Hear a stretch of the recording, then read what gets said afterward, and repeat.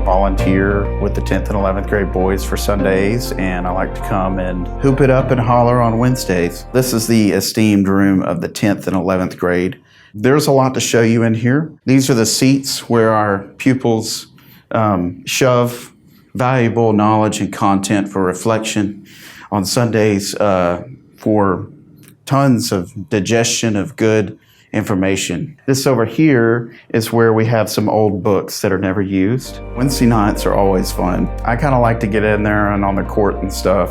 Well, I broke my ankle last summer playing on the court. You know, sometimes you just got to leave it all on the court, man. It's all or nothing. It's what's up?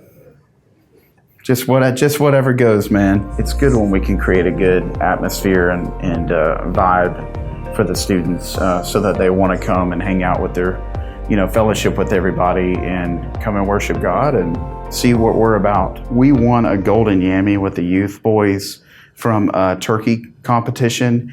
Actually, they painted it gold, and I was willing to leave it here for like 23 years. But there were apparently sanitary issues with leaving a sweet potato inside of a closed classroom. So I don't know, to each their own. I guess where I've been at lately, to be honest, in my walk with God is, Lord, I know that you have a lot of love for me, but you want us to go out and you want us to share love for others. I feel like if we do that, like sometimes you go into things that you don't want to do, or you're hesitant to do things that you don't want to do. But if we just give it a chance and pray about it and try to be mindful that this is all for God's kingdom, I think God will take us and use us to give that love. He will give us enough love to give to others. The Lord does. He fills me up and He gives me plenty of energy, plenty of capacity and care for other people if I'm just willing to step out just a little bit. This is the third floor of the youth center. This is our check-in desk. It's a great piece of furniture here. Somebody really put a lot of time into this. So, did you make this? I made it with my dad, but I wasn't going to mention that. I wasn't going to toot my own horn. Here we have some important rooms there. Very important. Yeah, I was involved in the youth growing up. I actually had a really great youth pastor who was actually a volunteer, now that I think about it.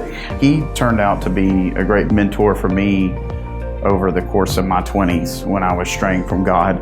And it's his frequent check-ins with me on paths along the way that really had a big impact on me coming back around to Christ. I called him up just the other day and I'm like, hey, I don't know if you know this, but you were influential in getting me to rededicate my life to Christ. He's still a mentor. I still talk to him. My ankle is fully healed, by the way. We have a Pac-Man arcade game that does not work.